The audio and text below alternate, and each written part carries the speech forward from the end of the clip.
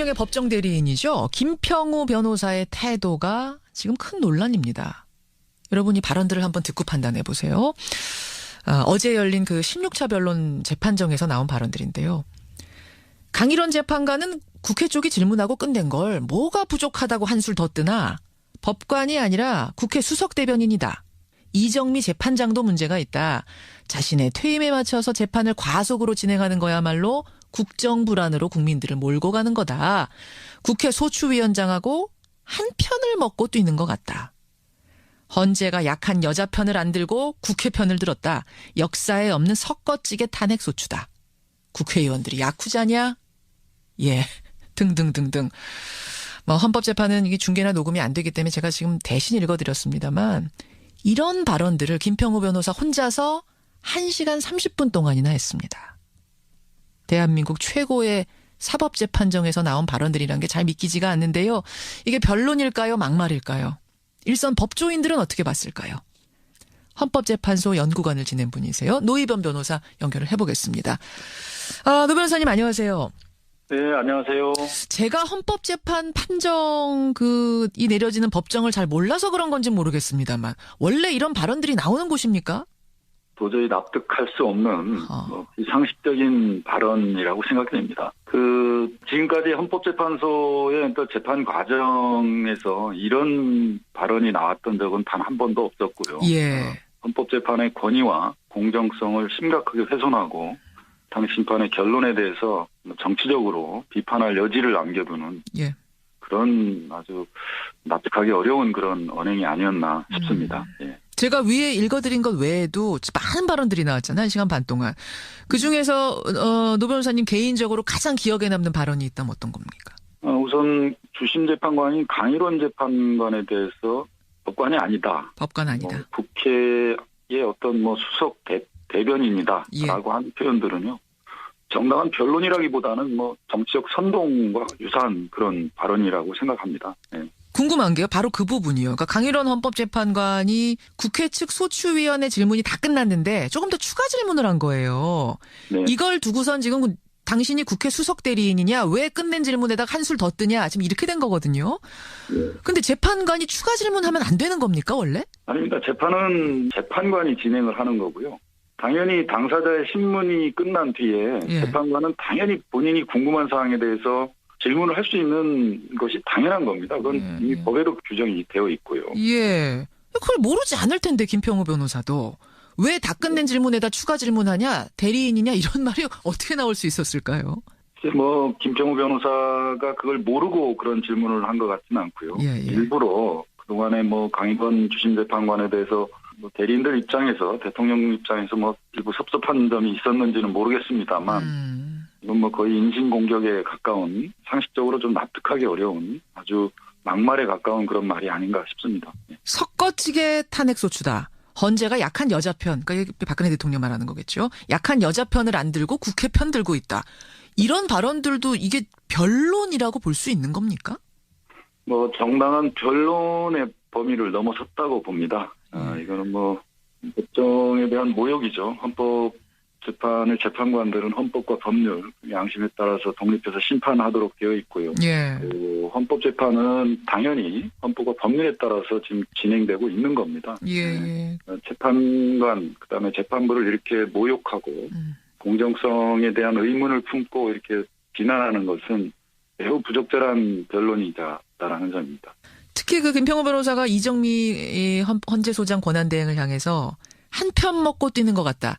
국회 소추위원장이랑 헌법재판소장 권한대행이 한 편 먹고 뛰는 것 같다. 이러자 모욕적인 언사에 대해 참고 진행한다. 매우 유감스럽다. 이렇게 발언을 하면서도 계속 진행을 했거든요.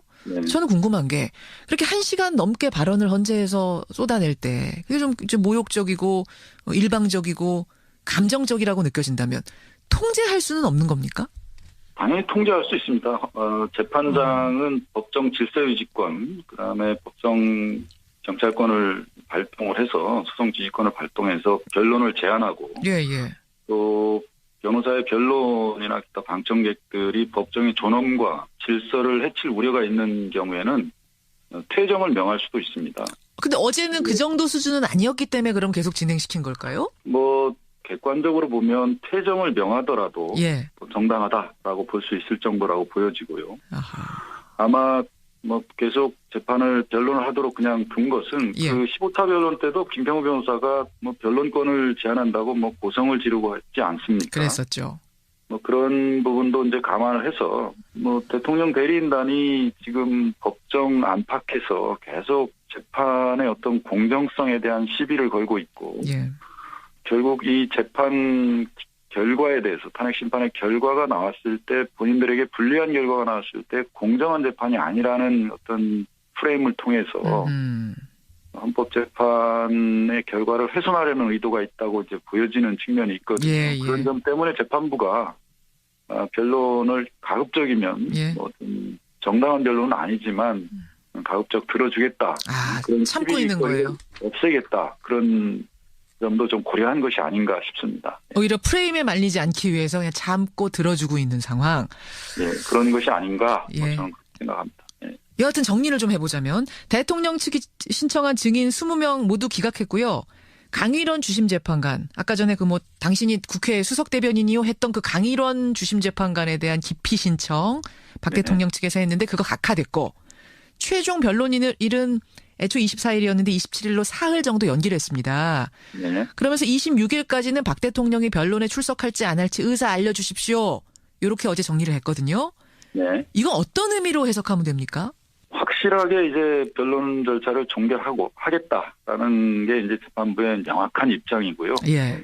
더 이상 뭐 증인 신청이나 다른 증거 조사는 받지 않겠다라는 거고요. 오히려 3일 정도 더 최종 변론기일을 연기해 줌으로써 예. 대통령 대리인단의 요구를 최대한 반영해 주려고 지금 노력하고 있는 것이 아닌가 싶습니다. 재판부가 뭐 시비거리를 아예 없앴고 또 한 3일 정도 뭐 연기를 해준다고 해서 예. 선고 일자가 그렇게 지연되는 것은 아니라고 이렇게 판단했기 때문에 아마 3일 정도 연기를 해준 것 같고요. 예.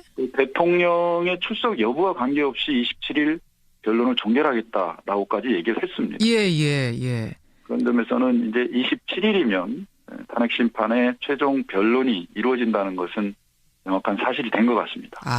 이제는 3월 초 선고가 확정적이다. 어제부로써 이렇게 보시는 거군요. 네, 그렇게 충분히 예상이 됩니다. 예. 27일까지 최종 변론일을 연기해주면서 26일까지는 박 대통령이 나올지 안 나올지를 알려달라. 우리는 그때까지 준비하고 있겠다. 이 말은 결국 26일에 대통령이 신청을 한다면 나 나가겠소 하고 손을 든다면 27일에 나오시라 이렇게 되는 거네요. 그렇습니다. 그렇죠. 더 밀어주진 않겠다. 우리 준비하고 있을 테니까 26일까지 알려주세요. 나오신다고 하면 27일에 나오시면 됩니다. 이런 뜻. 그렇습니다. 그거군요. 그래서 결국 우린 3월 초 결론 내겠다라는 선포를 어제 한 것과 같다. 네. 그래서 나오는 얘기가 3월 9일 아니면 10일 최종 결론이 나올 거다. 이렇게 되는 거죠? 네, 그렇습니다. 예. 근데요, 노 변호사님. 네. 국회 측의 이춘석 탄핵소추위원이 어제 이런 말을 했습니다. 지금 거대한 시나리오가 진행 중인 것 같다. 탄핵 심판 결론이 나기 하루 전날 대통령이 하야 선언을 할 가능성이 있다. 만약 이렇게 된다면 정말로 하루 전날 하야 선언을 한다면 탄핵 심판은 어떻게 되는 건가요? 뭐 법문에 명확한 규정은 없습니다. 일단 뭐 학계나 이제 법조계에서는 탄핵 심판을 이제 종결된다, 각하돼야 된다는 견해와 예. 그래도 대통령의 이제 탄핵 심판이 이제 다 진행되어 왔고 이제 선고를 앞두고 있는 마당에서 사임을 하더라도 예. 탄핵 심판은 그냥 그대로 진행해서 선고를 해야 된다라는 그런 두 가지 견해가 있는데요. 제가 보기에는 헌법재판소로서는 심판 청구를 각하하지 않을까 싶습니다. 본안 판단하지 않고. 그 이유는 이론적으로는 탄핵 심판이 대통령의 임기 중 그 신분을 박탈하는 그런 제도거든요. 그렇죠. 신분을 박탈하는 게 탄핵이죠. 그렇죠. 그 탄핵 심판의 그 파면 결정이 된다면 주문에는 피청구인 대통령을 파면한다라고 주문이 선고됩니다. 대통령을 파면한다라는 게 이제 문구가 되는데. 근데 파면할 대상이 지금 없어졌다는. 벌써 사퇴를 했으니. 사임을 하게 되면요. 예. 그래서 대통령을 파면한다는 주문을 선고할 수 없기 때문에 헌법재판소로서는 부득이하게 심판 청구를 각하할 수밖에 없는 것이 아닌가 싶고요. 그래요.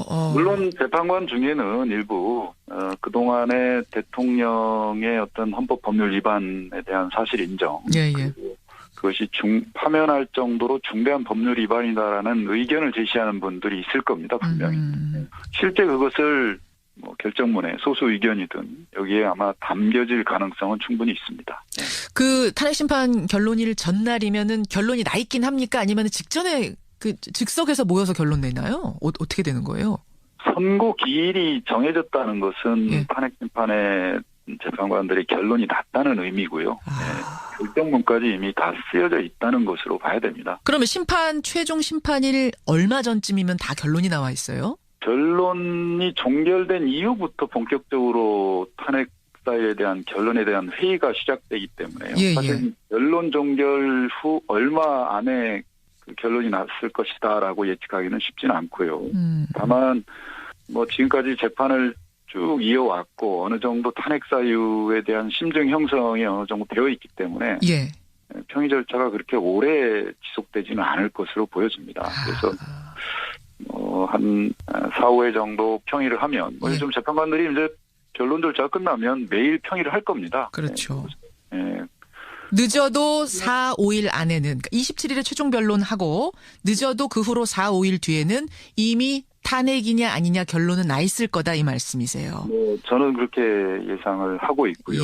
다만 이제 평의 절차라는 것은 법률상 다 비공개이기 때문에 물론이죠. 밖에서 알 수는 없습니다. 밖에서 알 수는 없습니다만 그게 어찌어찌해서 흘러 들어가서 청와대가 하야를 택한다든지 이럴 가능성에 대해 지금 국회 측은 염두에 두고 있는 것 같습니다. 재판관 평의가 공개되거나 밖으로 흘러 들어가기는 쉽지는 않을 겁니다. 중차대한 그런 심판에 대한 평이고요. 또 그게 잘못 들어갔을 경우에는 정적으로 큰 위험에 처해질 수도 있기 때문에 그런 일은 없다고 생각이 됩니다. 다만 이제 청와대 측에서는 아마 심판 결과에 대한 예상을 하고 하겠죠. 그런 선택지도 지금 생각해 보는 것은 이런 생각은 듭니다. 알겠습니다. 여기까지 오늘 말씀 듣겠습니다. 노희범 변호사님 고맙습니다. 네, 감사합니다. 헌법재판소의 연구관을 지낸 분이세요. 노희범 변호사였습니다.